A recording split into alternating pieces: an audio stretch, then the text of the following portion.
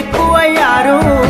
పగవాడు పాలోడు పక్కింటి శనిగాడు ఎదిగేటి నిన్ను ఓర్వలేడు, నీ నాశనాన్నే కోరుతాడు.